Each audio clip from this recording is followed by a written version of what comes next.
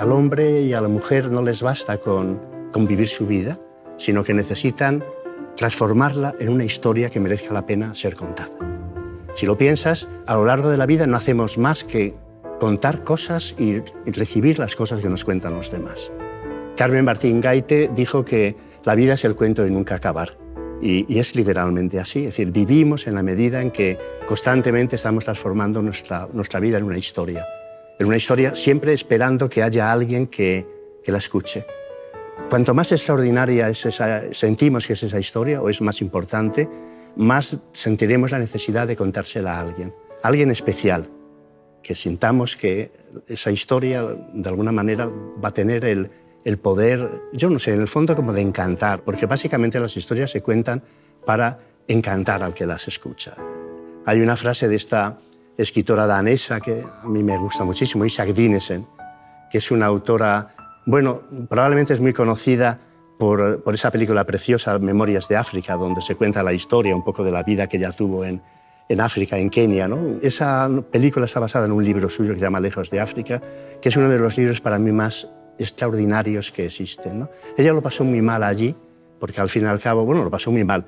El fin de esa historia fue un fin trágico, y es curioso porque es justo en medio de esa derrota, en esa sucesión de pérdidas, lo que la lleva a escribir, digamos, por primera vez, su primer libro de cuentos, que es 7 cuentos góticos.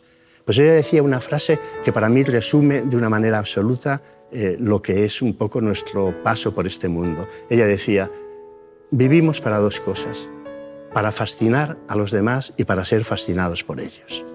Bueno, en el fondo es un poco decir, vivimos para amar y para ser amados, ¿no?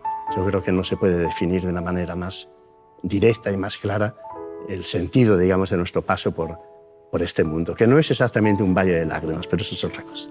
Aprecio en todo lo que me cuentas el gran valor de la transmisión oral, el hecho de lo oral.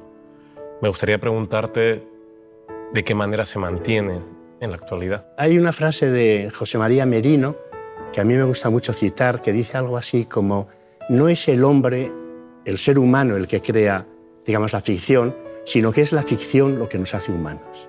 Es decir, existimos como seres humanos en la medida en que hay historias detrás. La fundación del humano son esos primeros relatos que los seres humanos se han contado desde el origen de los tiempos. Esos relatos que forman parte, por ejemplo, yo qué sé, luego de los grandes corpus, ¿no?, de las culturas, ¿no?, de la cultura griega, por ejemplo, todo el mundo de los mitos, la cultura hebrea, la Biblia, bueno, la cultura hindú, etcétera, ¿no? El hombre siempre ha necesitado un conjunto, digamos, de historias que le sirve un poco para un sinfín de cosas, para consolarle, para dar sentido, digamos, a la vida, para permitirle dialogar con el mundo, dialogar con las cosas, ¿no?, también, ¿no? Que eso me parece que es una de las funciones esenciales del mundo del relato, ¿no? Los bosquimanos tienen los relatos más maravillosos que se pueden concebir, ¿no? Era muy aficionado a ellos Elías Canetti, ¿no?, que decía que eran de las historias más grandes que se habían escrito nunca, ¿no? Y entonces ellos decían algo así como, a ver si soy capaz de citarlo: un cuento es como el viento, viene de muy lejos y lo sentimos.